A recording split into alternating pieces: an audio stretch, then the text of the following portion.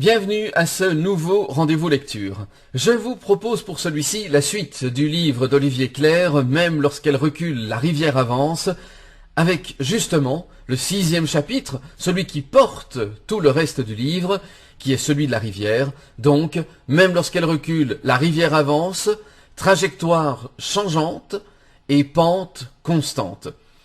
Ce chapitre va nous permettre d'aborder les deux modes, les deux axes qui sont indispensables au regard de toute situation, pour bien en comprendre ses effets, mais également pour voir quelles sont les finalités des choses. Je vous souhaite une belle découverte et on se retrouve juste après. Même lorsqu'elle recule, la rivière avance.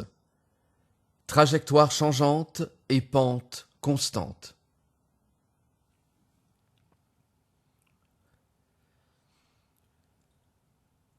Si l'on regarde le tracé d'une rivière sur une carte, entre sa source et le fleuve où elle se jette, on la voit tantôt avancer droit, tantôt zigzaguer, parfois même repartir momentanément en sens contraire.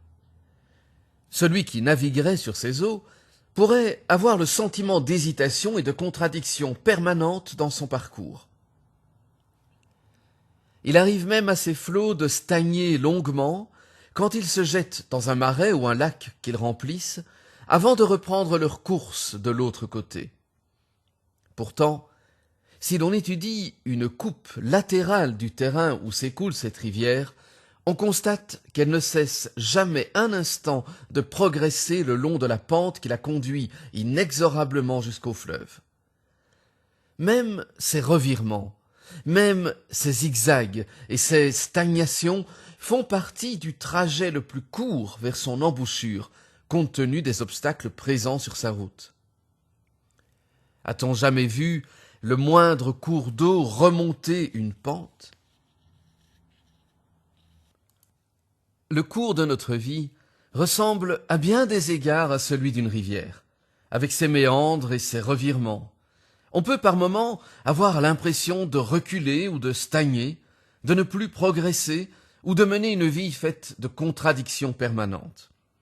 On s'était imaginé un parcours régulier, comme ces droites et ces courbes exponentielles dont on apprend les belles équations en mathématiques, et voilà qu'il ressemble plutôt à des montagnes russes, avec des hauts, des bas, des revirements en tout genre. Tantôt, des obstacles se dressent sur notre route, comme les collines et les montagnes sur le trajet d'une rivière, nous forçant à quitter l'autoroute que nous avions déjà projetée en pensée pour emprunter des chemins sinueux qui semblent nous faire revenir sur nos pas. Tantôt, des périodes de stagnation, des bassins petits ou grands, engloutissent momentanément nos flots, nous retardant longuement au même endroit avant de pouvoir retrouver une pente propice. Sitôt que le cours de notre vie s'écarte de celui que nous avions projeté, nous nous accablons de reproches et de jugements, ou bien nous pestons contre le destin qui refuse de se plier à nos volontés. Combien de fois pourtant constate-t-on avec le recul que ce chemin-là était en fin de compte le plus approprié, celui qui nous préparait le mieux aux prochaines étapes de notre vie, voire le plus court trajet vers notre objectif final. Combien de fois avons-nous justement fait sur ces détours des rencontres importantes ou des découvertes indispensables à la suite du parcours? La rivière nous enseigne donc l'humilité. Elle nous montre que le cours de notre vie obéit souvent à des forces qui nous dépassent, avec lesquelles la sagesse nous apprend à composer. Elle est aussi le symbole de l'adaptabilité, de la fluidité, d'une intelligence. Note de bas de page. Édouard de Bonneau a inventé la notion de water logic, logique aquatique, par opposition à la logique habituelle qu'il nomme rock logic, la logique de pierre, pour désigner cette capacité de l'esprit à suivre avec fluidité le cours d'une idée. Fin de note de bas de page. Qui sait tirer profit de toutes les situations, y compris des plus contrariantes, pour poursuivre irrésistiblement sa course vers le but qu'elle s'est fixé. Mais c'est plus encore dans nos rapports avec autrui que cette métaphore se révèle pertinente. En effet, de la vie des autres, nous ne percevons au départ que l'extérieur. Nous voyons leurs actes, semblables aux méandres visibles de la rivière. En revanche, il nous est plus difficile de deviner ce qui anime et motive les gens de l'intérieur, l'objectif vers lequel tendent leurs forces. Nous ne distinguons pas forcément la pente qu'ils suivent, le fleuve où ils veulent parvenir à se jeter, symboliquement parlant, c'est-à-dire la destination qu'ils cherchent à atteindre. Si nous nous jugeons nous-mêmes d'après nos propres intentions, nous avons en revanche tendance à juger autrui à la lumière de ses actes, et en lui prêtant de surcroît nos intentions les moins louables. La rivière nous invite donc, elle aussi, à dépasser les apparences, à nous efforcer de discerner les courants profonds qui régissent l'existence d'autrui, quitte tout simplement à poser des questions pour mieux les comprendre, plutôt que de tirer tout seul des conclusions superficielles. La différence entre le trajet sinueux de la rivière et sa pente constante illustre en fait la distinction entre deux notions que l'on confond souvent, la continuité et la cohérence. La première est extérieure, la seconde intérieure. Pour préserver la cohérence interne de notre vie, c'est-à-dire nos valeurs, notre idéal, le sens que nous donnons à notre existence, nous sommes parfois contraints d'en rompre la continuité. Nous changeons de travail, de lieu de résidence, de partenaire, d'opinion, de religion même, et j'en passe. Sous des formes changeantes, nous poursuivons en réalité un même but. Mais de l'extérieur, faute de percevoir le fil conducteur, la pente constante, qui ordonne ces changements, tout en leur donnant sens, certains nous qualifieront de versatiles, d'inconstants et autres qualificatifs négatifs. A contrario, quelqu'un peut tout à fait préserver une grande continuité dans sa vie au plan professionnel, social, familial, que son entourage verra sans doute d'un bon œil, tout en ayant perdu sa cohérence interne. Il n'agit plus que par habitude, machinalement, en pilote automatique, et ses actes ne sont plus en accord avec ce en quoi il croit, avec ses valeurs, ses espoirs, ses ambitions.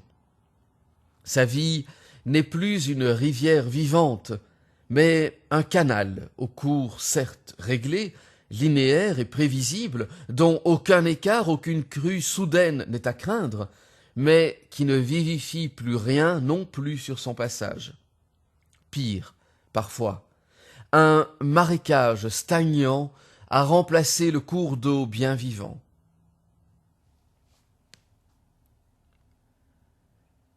La métaphore de la rivière nous incite donc à nous montrer prudents dans les jugements hâtifs sur autrui, mais aussi sur des entreprises, des associations, voire des pays tout entiers.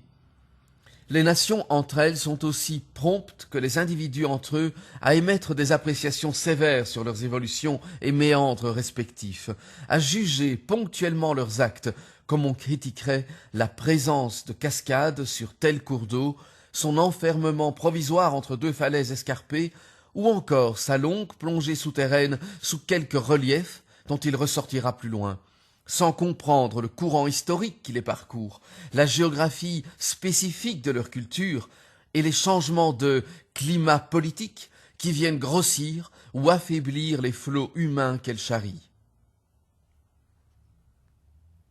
En outre, l'ère du temps réel, de l'info immédiate, favorise les opinions minutes et autres appréciations à l'emporte-pièce sur tous les sujets, comme en témoignent aussi bien les conversations de bistrot que la presse et les journaux télévisés.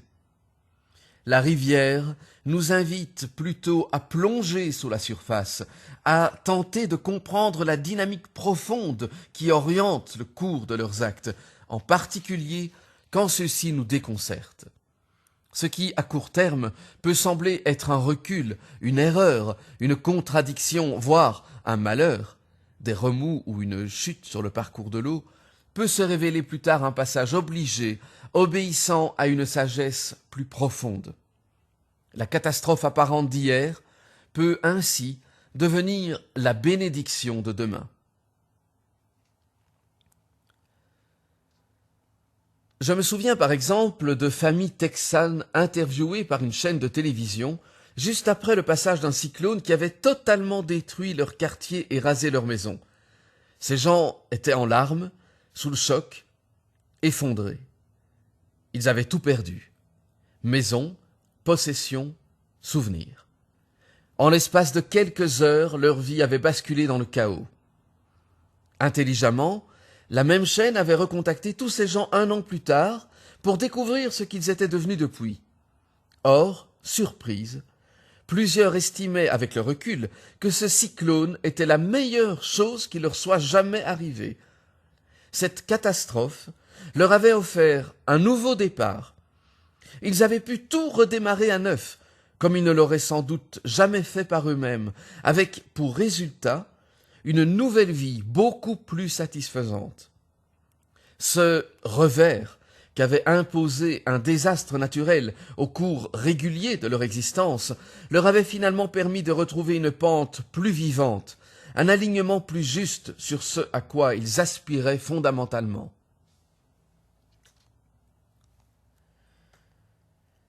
Ce long fleuve qu'est la vie n'est certes pas tranquille. Une eau qui stagne devient vite marécageuse et pestilentielle, mais son mouvement a un sens, même si on en comprend parfois la logique qu'a posteriori. Cette rivière, qui peut à la fois reculer, zigzaguer ou stagner, tout en progressant irréversiblement vers son but, est également une magnifique illustration de la notion de paradoxe. La pensée binaire devenue la norme aujourd'hui en Occident ne conçoit les choses qu'en termes d'opposition. Être ou avoir, agir ou laisser faire, donner ou prendre, exercer son libre arbitre ou se soumettre à son destin, etc., etc. La rivière, elle, nous enseigne qu'on peut faire deux choses contradictoires en même temps, à condition de les faire dans deux plans distincts, tout simplement. L'axe vertical, la pente que suit l'eau, est celui de la constance, de la régularité, de la stabilité. L'axe horizontal, où se dessinent les méandres, celui des changements, des revirements. La rivière est à la fois stable et changeante, à la fois obstinée dans sa progression dans la pente et souple dans sa façon de gérer les accidents du relief. Comme elle, nous pouvons apprendre à concilier astucieusement les contraires. Je peux par exemple avoir des valeurs et principes stables, verticalité, que je manifeste à travers une pluralité d'activités différentes, horizontalité. Je suis ainsi constant et changeant, ferme dans mes buts et souple dans mes moyens, un dans l'intention et multiple dans le passage à l'acte. Je peux être très volontaire et décidé dans les buts que je poursuis, comme l'agriculteur qui choisit ses cultures, retourne le sol et sème ses graines, et je peux conjointement être dans le lâcher-prise et l'acceptation des circonstances, comme le paysan laisse la terre, l'eau et le soleil se charger de faire pousser en temps voulu ce qu'il a semé. La vie est intrinsèquement paradoxale. Il n'est rien qui ne porte en soi son opposé, son complément, le plus souvent sous une forme cachée. À commencer par nous. Depuis Jung, on sait que chaque homme possède sa femme intérieure, son anima, et chaque femme, une contrepartie masculine, son animus. De même, aux yeux de l'homme de foi, nous sommes simultanément mortels dans le corps et immortels en esprit. De plus, nous sommes à la fois uniques, distincts et séparés des autres, comme autant de gouttes d'eau individuelles, tout en faisant un avec le cosmos tout entier, l'océan de la vie et toutes les créatures qui le peuplent, comme l'ont vécu des milliers de gens lors d'extases mystiques ou en état non ordinaire de conscience. Autre paradoxe, nous sommes à la fois libres et assujettis. Comme la rivière est soumise à la pente qu'elle suit, mais libre de contourner les obstacles qui s'opposent à sa progression.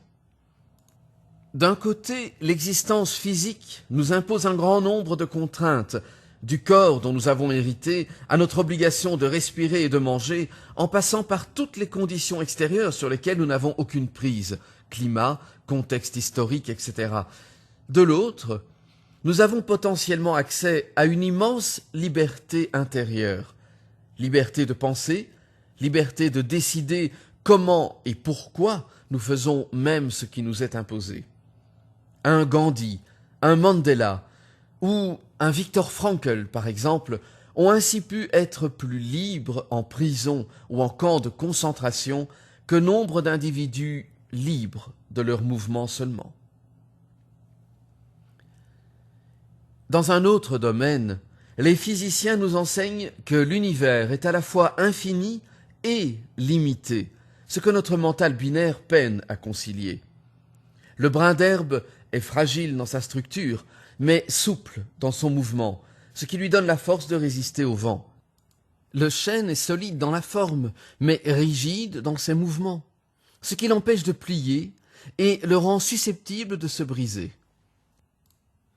Nulle force sans faiblesse concomitante, nulle ombre qui ne soit due à une lumière. On peut aussi illustrer l'idée de paradoxe par une autre métaphore, celle du pendule de Foucault. En effet, celui-ci possède un point d'attache fixe et immuable tout en haut. Note de bas de page. On en trouve un par exemple dans le plus haut bâtiment du Deutsches Museum de Munich, de près de 20 mètres de long, aux amples oscillations qui marquent les minutes de la journée en faisant tomber de petits bâtonnets. Fin de note de bas de page. Et une masse à l'extrémité inférieure du fil, susceptible d'avoir une très grande amplitude de mouvement. Le pendule incarne à la fois la fixité et la mobilité. Face aux immanquables aléas de la vie, semblables aux allers-retours de sa masse, le pendule nous invite à trouver un point d'ancrage élevé pour notre conscience. Celui qui s'identifie à la masse en mouvement se sent ballotté par la vie dans tous les sens, ou parfois immobilisé de force, tandis que celui qui élève sa conscience jusqu'au point d'attache apprend à tirer profit de toutes les oscillations possibles de son existence. Nous sommes, dernière image, comme les rayons d'une roue. Nous avons le choix de placer notre conscience dans l'extrémité de tel ou tel rayon qui touche la jante en mouvement, jusqu'à en attraper le tournis, ou plutôt dans l'autre extrémité qui se rattache au moyeu, au centre stable et immobile qui coordonne les mouvements de tous les rayons. Rivière, pendule ou roue, trois exemples différents qui incarnent à leur façon les mêmes principes, le même alliage paradoxal de constance et de changement qui caractérise la vie. Avec ces méandres et les interprétations contradictoires que nous sommes susceptibles de faire du cours qu'elle suit, la métaphore de la rivière évoque aussi l'histoire chinoise suivante, souvent contée. Un fermier chinois voit un jour sa jument s'échapper de son enclos et galoper au loin. « Quel malheur !» s'écrie son voisin. « Bonheur, malheur, qui sait ?» répond le fermier. Le lendemain, la jument revient avec 10 étalons. « Quelle chance !» dit alors le voisin. « Chance, malchance, qui sait ?» redit le fermier sagace. Le jour suivant, l'un des étalons rue et brise la jambe du fils du fermier. « Ah, quel malheur !» se lamente à nouveau le voisin. « Bonheur, malheur !» répète inlassablement le fermier philosophe. Le lendemain, des recruteurs de l'armée impériale ratissent la campagne pour embarquer tous les jeunes en âge de combattre pour l'empereur. Invalides, le fils du fermier n'est pas recruté. « Quelle chance !» jubile le voisin. Et ainsi de suite. Conclusion. Aucun événement n'a de signification unique et définitive. Il n'en acquiert temporairement qu'en fonction de la façon dont nous le relions à ceux qui le précèdent et à ceux qui le suivent, jusqu'à l'événement prochain. On ne comprend pleinement les méandres d'un fleuve que lorsqu'on relie sa source à son embouchure. Tant qu'une vie n'est pas achevée, même ses épisodes les plus négatifs en apparence peuvent faire l'objet d'une appréciation toute nouvelle à la lumière de ce sur quoi elle débouchera finalement. La vie de nombreux saints en témoigne, qui ont parfois commencé par mener une vie de sybarite, par exemple. La double appréciation, horizontale et verticale, du parcours d'un cours d'eau illustre enfin deux organes et deux fonctions qui sont les nôtres. La tête et le cœur, la pensée et le sentiment. L'intellect a une perception superficielle des choses. C'est lui qui verra le tracé visible de la rivière. Ses lumières sont pareilles à celles du soleil ou d'une lampe qui, tout en éclairant un objet et en révélant à la fois la forme, les contours et la couleur, ne peut en pénétrer la matière et doit s'arrêter à sa surface. Nous l'avons vu. Tout le vocabulaire qui se rapporte au mental est emprunté à la lumière. Le cœur permet de pénétrer les êtres et les choses et d'en avoir une perception plus profonde, intérieure, comme celle nécessaire à discerner le but ultime que cherche à atteindre la rivière, au-delà de ses méandres apparents. Le vocabulaire du sentiment, quant à lui, est emprunté à la chaleur, qui a précisément la capacité de pénétrer les objets en profondeur. Dans notre culture, où l'intellect est mis sur un piédestal, où le mental monopolise toute l'attention des éducateurs, qui négligent le cœur et le corps, pour ne rien dire de l'âme, où l'on préfère les gens brillants à ceux qui sont simplement chaleureux, la lumière intellectuelle l'emporte sur toute appréciation venant du cœur. Or, nous avons autant besoin de la pensée que du sentiment pour apprécier les autres et les situations. La rivière nous rappelle donc qu'aussi riche, éclairante et utile que soit la perception intellectuelle des choses, elle reste incomplète sans la profondeur et la sensibilité qu'apporte celle du cœur. À l'horizontalité de nos jugements mentaux, qui ont leur pertinence relative, elle nous rappelle d'ajouter la verticalité d'une perception affective au-delà des apparences, afin de mieux connaître les inclinations profondes et la cohérence cachée des comportements. J'espère que ce 6e chapitre vous aura intéressé et sera pour vous porteur de réflexion. Je vous donne rendez-vous bientôt pour la suite de ce livre ou pour une toute autre lecture. Mais on peut peut-être aussi se retrouver très très vite, tout de suite, car je suis convaincu qu'il vous reste encore d'autres lectures à découvrir. Et si mes lectures vous plaisent, eh bien merci d'avance de liker, de partager, parler de mes lectures à d'autres personnes et abonnez-vous. À très bientôt.